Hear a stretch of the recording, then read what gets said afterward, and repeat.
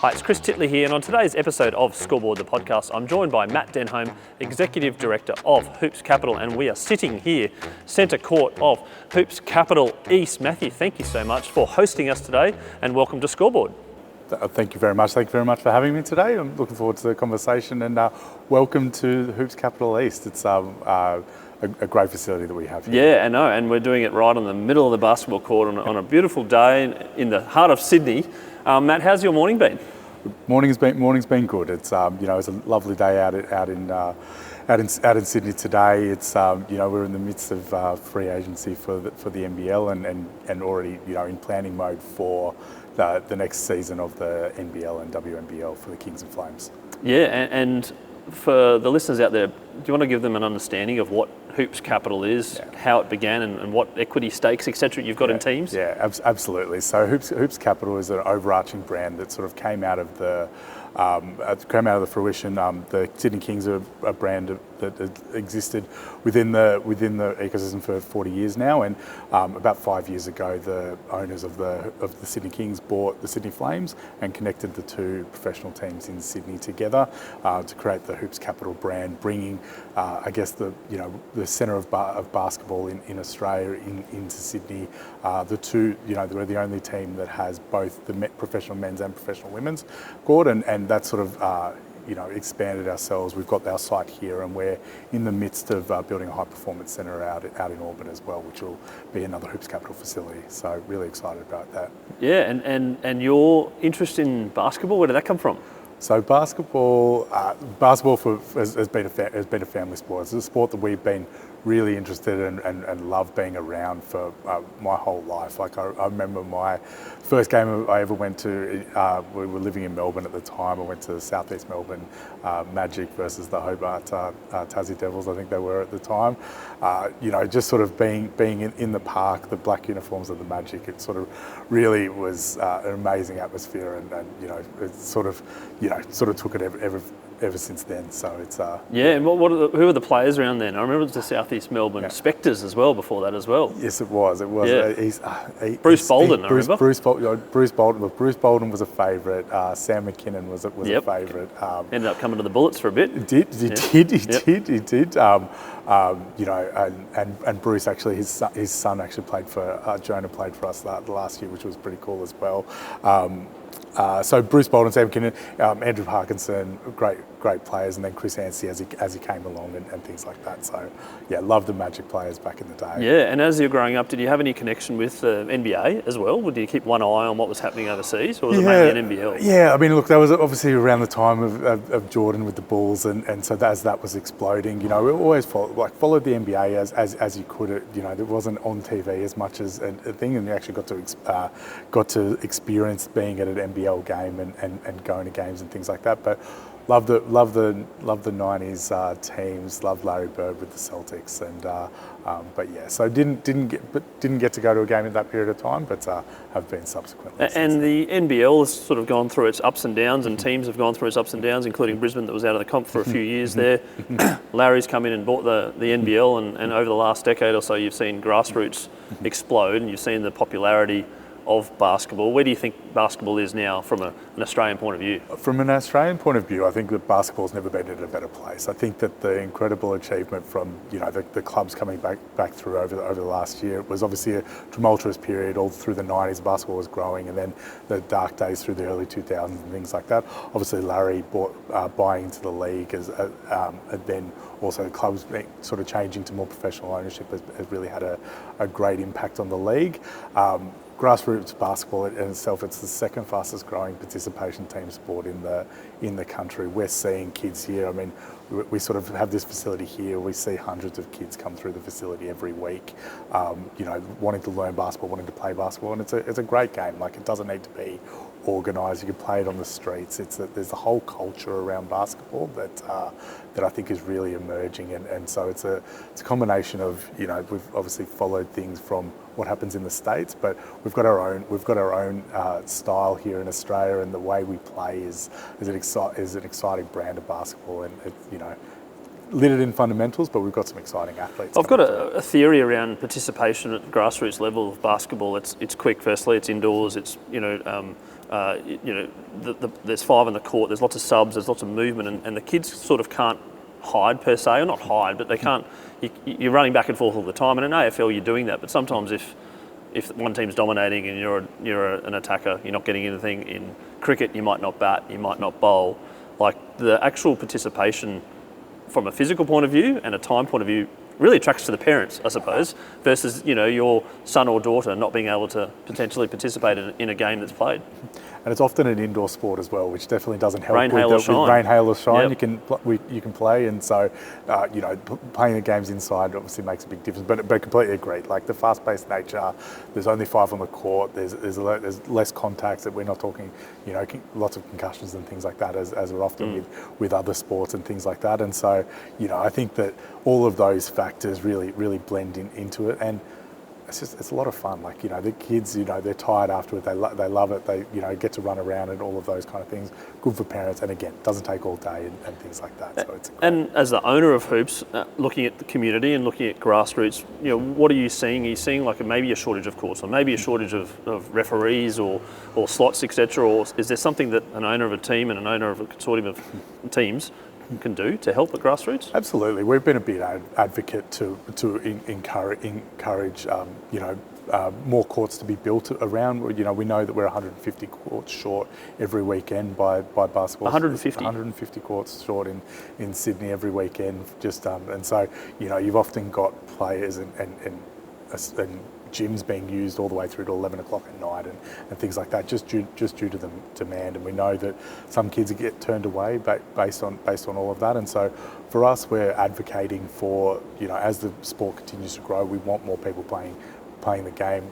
One, keeps kids active. Sport's obviously a great way to do that.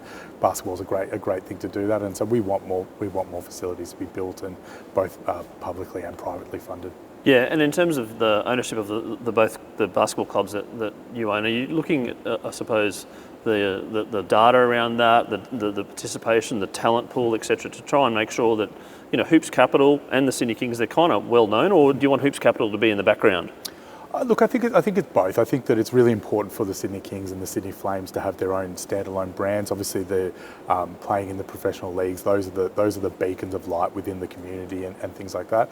Hoops Capital, we want to continue to do more. We want fans attracted to what we're doing, to have more programs and things like that for kids to participate in as we are doing more and more. It's an important part of the grassroots and pathways program, and for us it's instilling some of our knowledge that we've learned from the professional level down into the community programs and things like that. We often host lots of holiday camps and clinics and things like that. Get either the Kings players or the Flames players involved, but also we're developing programs that are looked over by our basketball department that are all about making kids better at playing basketball. And so from learning how to play to then developing the skills to become elite players and play at higher levels and things like that. We're sort of trying to navigate that whole landscape. Yeah, and navigating with the CEOs of the organisations, or CEO, navigating with the coach, navigating with the players, the owner as well sits up here. Does the owner sort of say, "I've got an idea"? I go, "That's the worst idea I've ever heard." Or there's a collaborative through the whole chain of events. How do you get along with them all? No, absolutely. Look, I think we're all here for a common purpose. That's the main thing. Is that we want basketball to be a tier 1 sport in this country, both from a grassroots level to a professional level as well. It's important for basketball to continue on that trajectory that we're going on now, and not take a step back. It's something that we're very focused on, and there's ideas. We want to hear from ideas from all across the organisation. It just as much an owner of our organisation may have an idea to do something. It's a great idea. We'll look at how we can address that. But just as much as the people who interact with fans, from a membership, from a commercial standpoint, anything like that, it's there's always there's multitudes of ways that we're looking to engage with that community. In terms of a plan, do you have like a 5-year plan or a 3-year plan, or what does success look like for you as an owner of a team, as well as financial as well? No, absolutely. So I think there's a couple of things for us. I mean, one, and I sort of alluded to it before, we're in the process of building our high performance centre out in Auburn, bringing our Kings and Flames to training into one location with co-located with our front office staff, our medical team on site, and then having a public facing space there it will be a game changer for us as an organisation. We're currently working through that now, and that is just about to kick off underway. So we're sort of 12 months away from that. That's probably the biggest project that we've got going on now for us. Those are sort of success. Those things sort of help to breed success. Obviously, success on the floor definitely helps. We want to get have more members of both of our clubs. We've got a goal of getting 10,000 members with our 10,000 Sydney Kings members. So we're a couple of thousand away from that. That's something that we want to achieve. It'd be a great thing for basketball in this city. So those are probably some of the metrics off the top of my head that we're working towards. Chatting to Mal Watts from the Bullets and Christine from the Jack Jumpers, they talk a lot about the game day experience. Just get the family or get people to come along and try the game day, and then they'll get hooked. Yeah. Right. Can you talk about your game day experience? The crowds have been phenomenal for Sydney. How are you going to keep that? What are you going to do to keep that game day experience alive? 100%. You've got to keep constantly evolving and understanding the fan that comes in the door and what they're about. It's we sort of talked earlier about what attracts the kids playing basketball and things like that. It's no different on a game day. Being at a game at Qudos Bank Arena, it's the lights, it's the action on the floor, it's the dunks, it's the 3-pointers, it's the court, but then it's the music, it's everything like that adds to the experience. And we've seen our crowds grow over the last few years. We had a sold out Game 3 and Game 5 Grand Final Series a couple of years ago at Qudos Bank Arena, which was the largest crowds in the NBL. But we've also set regular season attendance records over the last couple of years. We had over 17,000 people come to our Pink Hoops game doubleheader against the Jack Jumpers last year, and saw our Flames and our Kings get a win in that game that we've been doing for 3 years. So for us, it's how can we have engaging moments with the community for them to keep coming back to games. It's a great game day experience is one thing, but meaningful moments is definitely another. And then thing. we talk about winning. We talk about some things that you can control a little bit, but also you can't control. Where does winning come into the spectrum of success for the Sydney Kings? Winning's a really important thing. It's Sydney is a winner's town. There's obviously so many things that are happening out and about in Sydney. The fans want to see. They want to come to a game and experience a win. Nothing's guaranteed, and so all we can do is put our best foot forward, with our coaching staff, with our playing roster, and everything like that. And we constantly are looking to, refine those processes and get longevity in the team and things like that. But winning's an important thing. Winning is very important. Yeah. So two things on that: longevity of the team. It builds a consistent team. I think a few people have talked about that in terms of successful teams. There's consistency, in the roster. You can name the Southeast Melbourne Magic as a kid. I can name the Brisbane Bullets as a kid. These players were icons. They played year after year after year. You've just signed Matthew Dellavedova. Do you want to talk about that and how important that is for the next 3 years? Look, absolutely. Look, signing Matthew Dellavedova for 3 years is a great win for the organisation as a whole. I think that his proven track record. He's an NBA champion, NBA vet. He's been successful at every step along the way. Sort of came back to the NBL, went back to the NBA. Like it's a great story, and he's the kind of player that on the court he is a fantastic player who brings that leadership. He's that true point guard that every team is sort of striving for, and things like that. And I think that the way that he'll interact with Xavier Cooks, I think they'll be a dynamic 1-2 punch. How he'll be with Kendrick Davis on the court, I think that there's some excitement there as well. And then we also we're talking about some of our guys, Quatnoy, coming back off winning the Sixth Man of the Year. Some blitzers off the bench during the year. We're excited by them and year of growth for some of our other guys coming as well. So. Those are exciting moments for us, and I think that putting things together on timelines that stand over a couple of years always are always what we're aiming to do. How did the Delhi deal come about? Was there some Bitcoin offered? 'Cause I know he's a big Bitcoin man. He's always on LinkedIn talking about the Bitcoin price. Very much is an enthusiast, and we had a great conversation around, I guess he's a really entrepreneurial thinker. It was a really interesting conversation. It was almost, for him, he wanted to understand what we're aiming to do as an organisation, and we were able to talk through those opportunities and things like that, what we've got coming with the High Performance Centre, what we want to do on the court. But for us, it's a great thing. He's obviously got a great relationship with Gorge as a head coach. He's got a great relationship with assistant coach Andrew Bogut. Those kind of relationships. Played with Xavier in a Boomers campaign and stuff like that before. I think that ultimately for him, he saw it as a fit that he wanted to be, and we couldn't be more thrilled to have him as part of our organisation. So, brilliant, yeah. Let's talk the Flames. Made the playoffs this year, it's the first time in a while. Yes. Talk about their progress, how they're going, and obviously there's some things happening in the WNBL, which is sort of associatedly linked to you as well. Do you want to talk about the growth of the Flames and where you want to see them and the WNBL? Absolutely. Look, the Flames as an organisation, the brand has been around in Sydney and synonymous. I mean, I remember going and watching Michelle Timms play, Trish Fallon. Yes, yeah, we had Sandy Bondella on the podcast recently. Fantastic.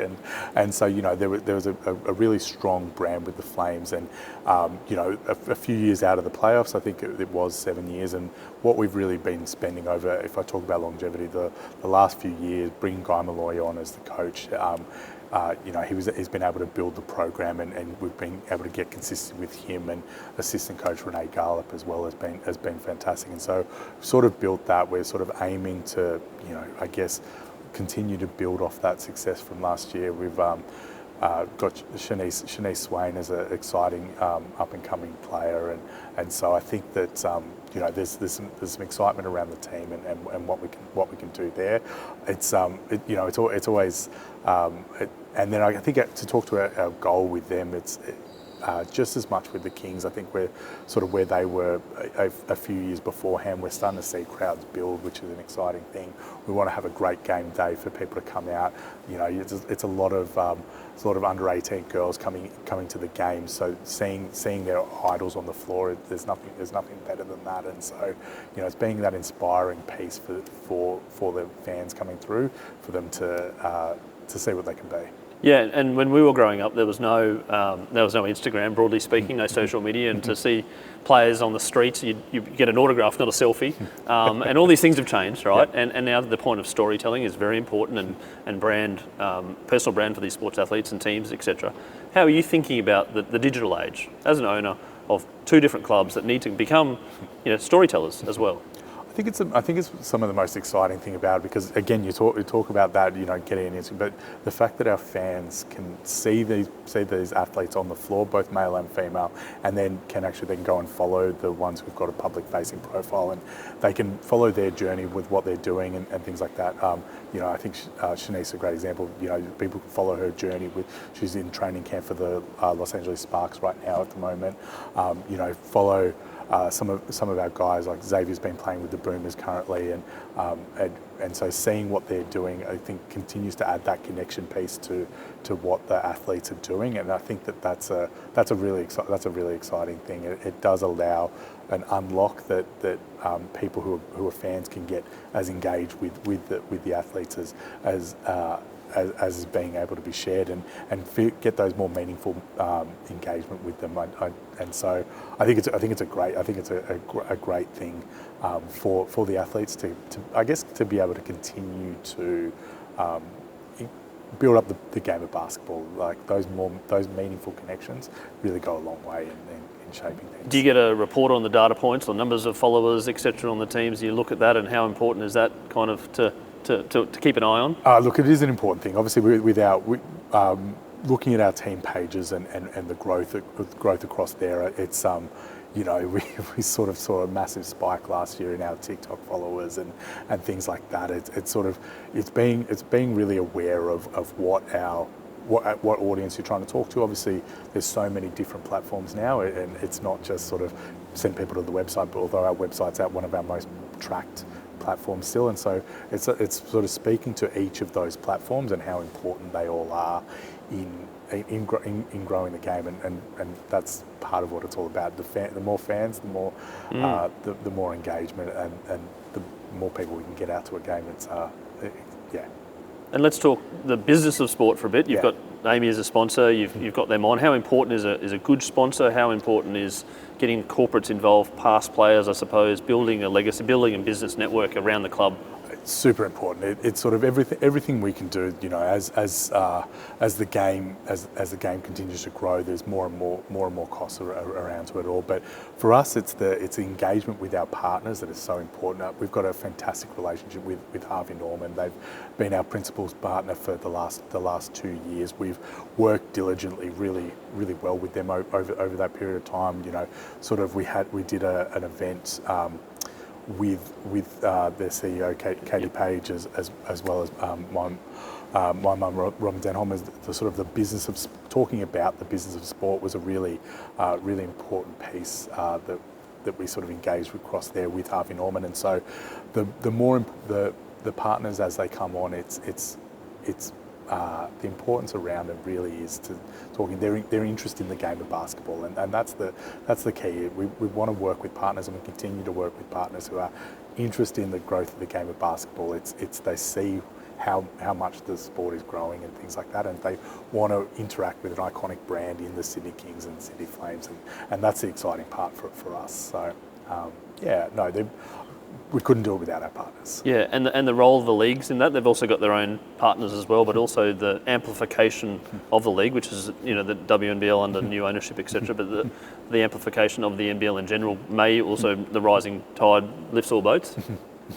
No, look, absolutely. I think that the league plays an important role in scheduling, putting games on, and the importance around that, and the importance of what the league can do from a broadcast level and things like that it'll only be continuing to be an important piece for clubs as we continue to go forward. And so it's great. There's been a lot of stats around the growth of the league and growth in viewership and growth across the board, and that's an exciting thing for us to be a part of. And obviously, there's got to be collaboration with the clubs. The clubs do so much to help improve that product as well. But it's great to see the spot where we're in with the NBL, and exciting to see the growth that we can have now with the WNBL coming through. Forward.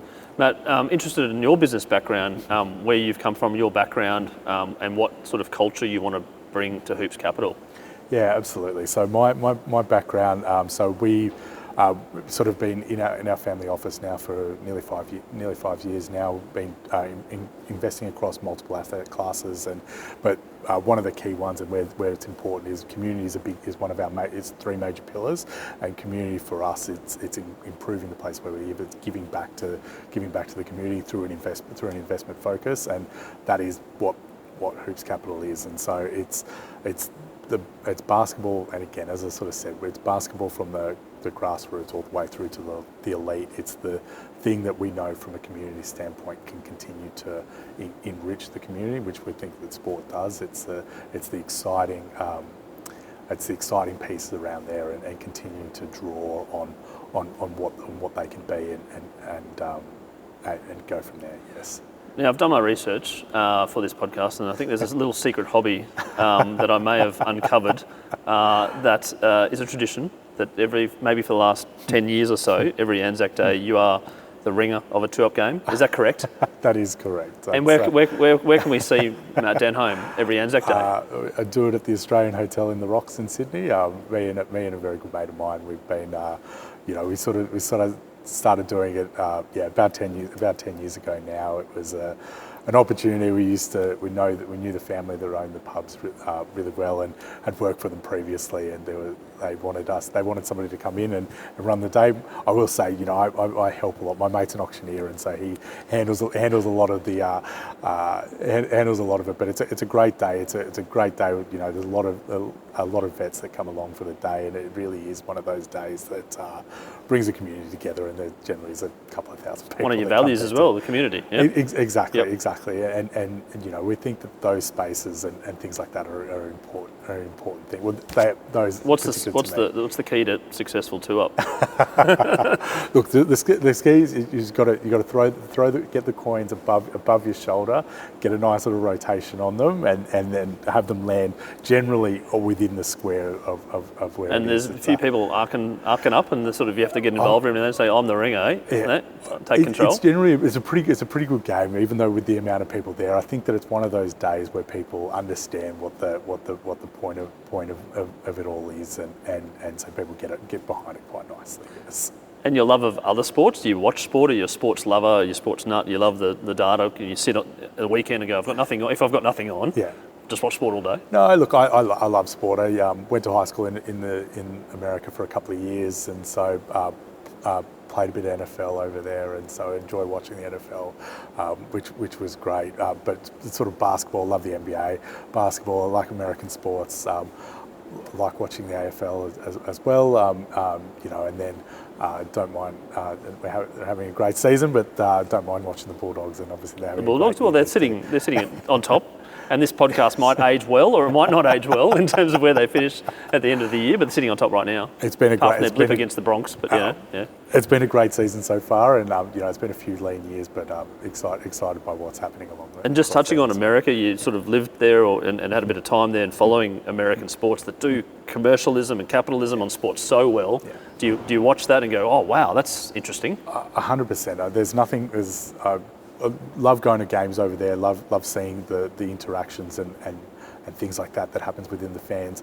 It's I'll give one other story. I actually was recently in Japan and went to a basketball game in Japan, and it was a great. The game was the game is growing dramatically over there, and seeing 12,000 people at a game on a Wednesday night was amazing. Midweek, Midweek, stadium was sold out, and the atmosphere around it, and again, we sort of talk about the lights and the sounds and everything there, but they're still learning the game. So I also saw, they're flashing up the rules in Japanese on the thing, and the crowd couldn't have been more into the game and things like that. And that's what we want to have for our game day. There's nothing better than indoor in the stadium, watching fans clap, cheering for the team, and getting that excitement behind it. I think that there's nothing better than that. You want a close game. And I was talking to Alistair Dobson from Cricket Australia about the BBL.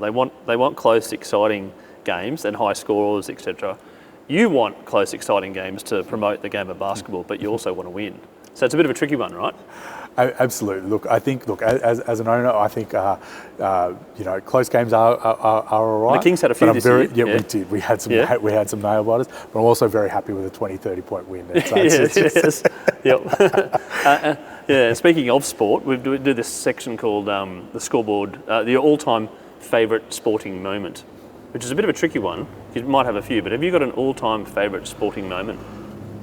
All-time favourite sporting moment. Look, I think one of my most exciting sporting moments that I was lucky to be in person for was actually when we were playing New Zealand Breakers for our second championship. It's sort of been a really hard-fought series. 23, back and forth. Yeah? Yes, yep. back and forth, and they'd gone on a run. They had Jarrell Brantley and Derek Pardon and having this great game, and Angus Glover sort of took a three in the corner, looked good out of the hand, hit the backboard, but the grit and determination, he's got the rebound and then went up for the dunk, and it sent the crowd alight, and it really that sort of finished their run. It was the from memory, it was in the fourth quarter, and it just sort of set the place aside.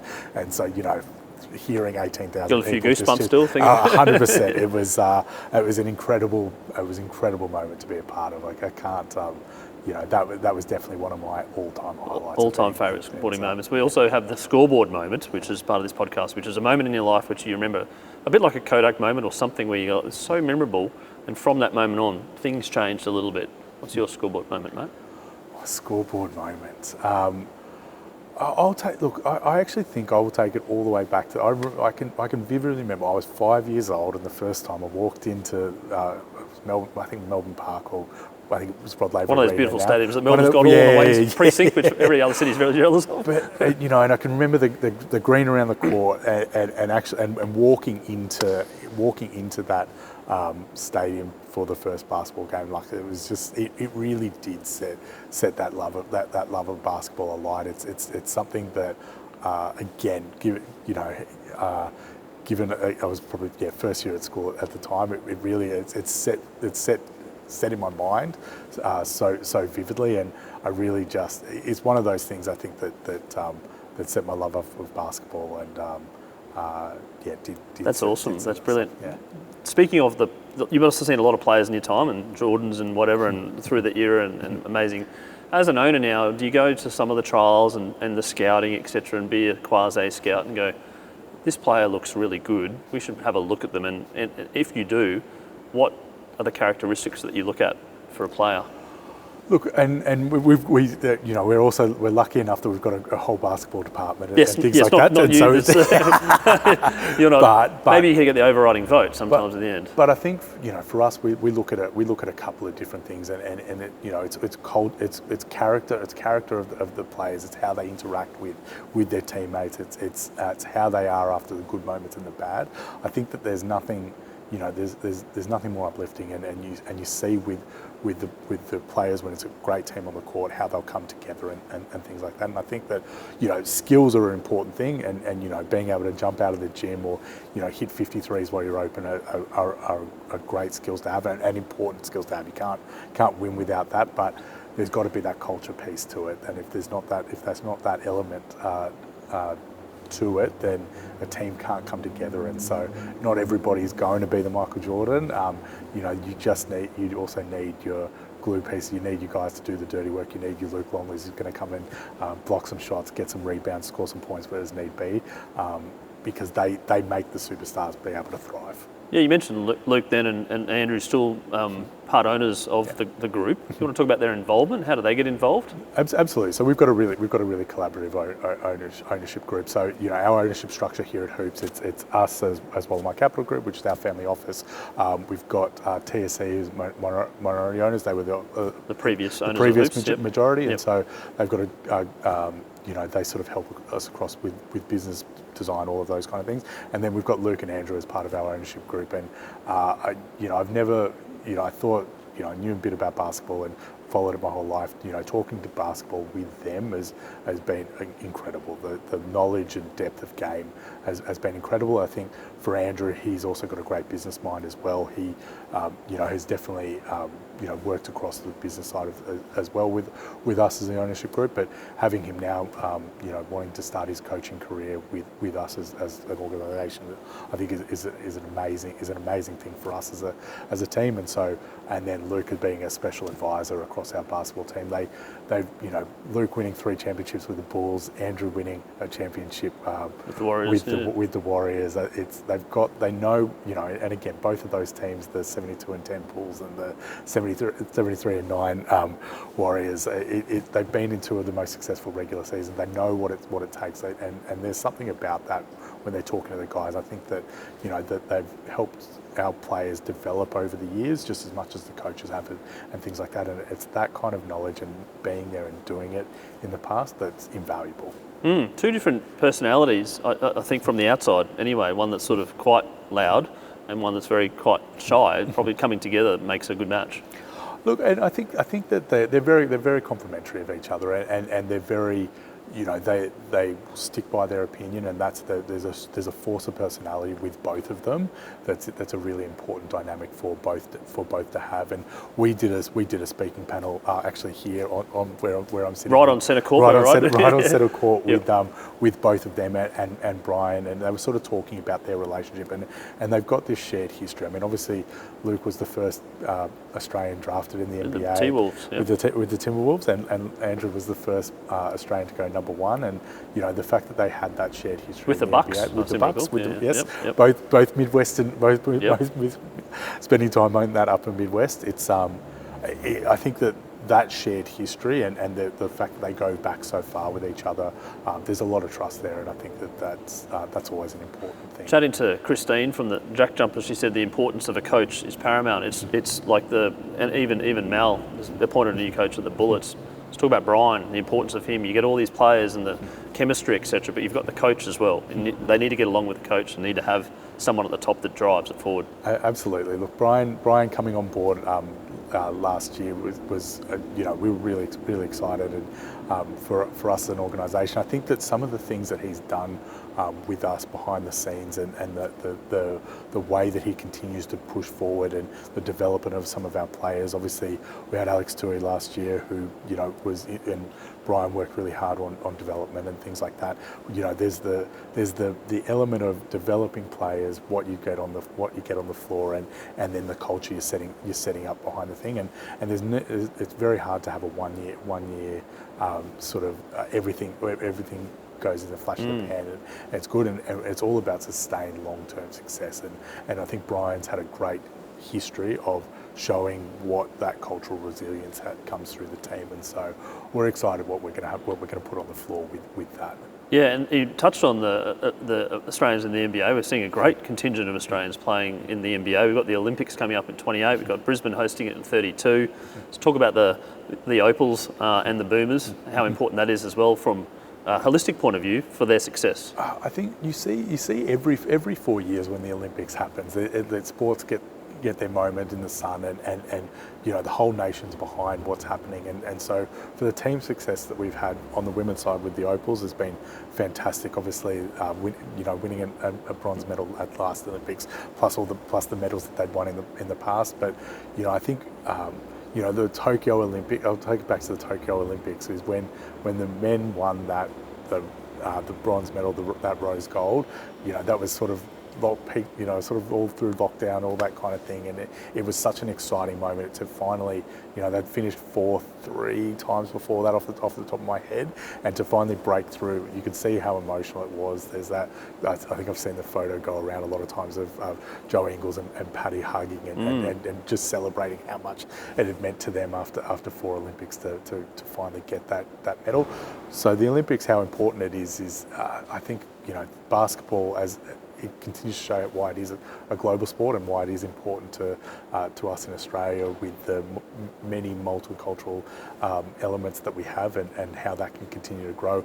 We had one of our Kings players, Bull Quoll, he represented South Sudan in the last Olympics, which I think is a great is a great story. It's a great thing for us as an organisation. We supported him along that way. He had a great game defending. They played Kevin. The US team, and Kevin Durant specifically mentioned how hard Bull guarded him in that game, in that game, and so and again, I think it just sort of talks to the different multicultural elements that we've had in Sydney, but as Australia as a whole, and celebrating all of those moments, and the Olympics is amazing at that. Yep, and the aura around the US team as well. Every Olympics there's the dream team from 92. And I reckon if I got Andrew Gaze on the podcast, I reckon his all-time favourite sporting moment would be that bronze medal. Remember, he was tearing up live. You can watch it 10 times over. He still gets referenced in his AFL bounce, jokingly about that moment. Hoops Capital, the name suggests hoops, basketball, etc. Some plans on the horizon at looking at other things and other investments here and abroad? Oh, look, absolutely. Look, Hoops Capital, it's a big aspirational statement. We're very much focused that Sydney is the most important basketball market in Australia, and for basketball to be successful, Sydney has got to continue to be the Hoops Capital. So for us, it is just as much as the business plan going forward, as much as it is that this is the epicentre for basketball in Australia in our minds, and so it's continuing to grow that, continuing for that to be at the forefront of everything that we do. And then look, as we continue to go forward, we want to be helping in how we can in facility spaces and things like that. So there's definitely an interest in I guess being a multifaceted business, and we're doing a couple of different things in that realm now, but that's definitely the core of everything that we do. Matt, one final question around business and the business of sport. There's people out there that are growing up going, I love sport, I want to get involved, maybe in the administration side, maybe on the ownership side, maybe as CEO of an organisation, etc. From your business skills and business acumen, what sort of advice can you give these people that are interested in sport that potentially from a business point of view that you adhere to? I think that the most important thing, and I think it's just as much as important, is you've got to, people like sport was always a love of mine, and the only way you can get involved is to put your hand up. It's to put your hand up for whether it be local community things and getting experience in there, and it can be any way of doing that. We actively work with an education provider, and we've got a Hoops Capital Seeder program that we're working with those kids to see what they're actually and so I say kids, they're 18, 19 school leavers, and working how what their interests are. They know they like basketball, and so what is it about that? And if they're not everybody can be a coach. That it's just as important, and if we talk about the game day, it's just important about what happens on the sidelines of that with our team running game day. It's just important, if there's no tickets sold or there's no membership sold, well, you're playing in front of an empty an empty stand base. It's just important in the marketing side of it all and things like that. And so it's looking at opportunities and sort of. Nothing's ever going to get sort of handed on silver platter. You've got to take it, and the importance around that is how you do that from there. Matt Denholm, thank you so much for allowing us to come to Hoops Capital's East. We're sitting right here in the centre court for this podcast, and congratulations on what you've achieved thus far with the group, and thank you for sharing all the tips on 2UP, the tips on sport in general and your life and where basketball has been and is progressing in Australia, and looking forward to following the progress. Lovely. Thank you very much for the interview, Chris.